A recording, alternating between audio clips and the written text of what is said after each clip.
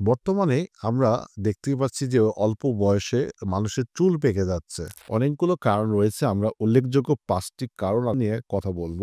এটার ১ নম্বর কারণটা হচ্ছে বংশগত বা জেনেটিক কোনো কারণ রয়েছে কিনা। বাপ-দাদা, আত্মীয়-স্বজনের মধ্যে যদি কারোর এই রোগটা থাকে তাহলে কিন্তু আপনার চুল পেকে যাওয়ার প্রবণতাটা কিন্তু অনেক, অনেক বেশি বেড়ে যাবে। ২ নম্বর যেটা হচ্ছে সেটা পুষ্টি বা ভিটামিন, মিনারেল যে ঘাটতিগুলো থাকে, ভিটামিন B12 বা বি কমপ্লেক্স গ্রুপের ভিটামিনটা দীর্ঘদিন যদি আপনি যদি ঘাটতি থাকে, আয়রন, প্রোটিন এই জাতীয় উপাদানগুলো যদি আপনার খাদ্যে যদি মিসিং থাকে, তাহলে কিন্তু আপনার চুল পেকে যেতে পারে। ৩ নম্বর যেটা বেশি বর্তমানে পরিলক্ষিত হচ্ছে মানসিক স্ট্রেস বা দুশ্চিন্তা, হতাশা, ডিপ্রেশন, কষ্ট।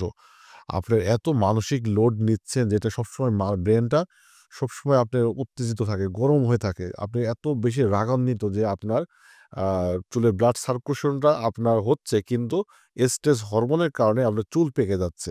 সেজন্য ওভারলোড বা ওভার স্ট্রেস নিয়ে যাবে না। আপনার পর্যাপ্ত পরিমাণে ঘুম দরকার।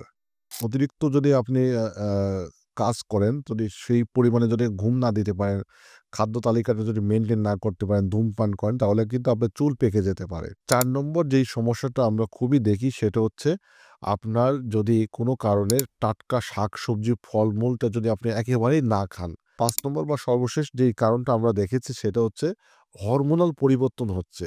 থাইরয়েড হরমোনের সমস্যা, ডায়াবেটিকস হয়ে যাচ্ছে, ভিটামিন ডি লেভেল কমে যাচ্ছে ইত্যাদি।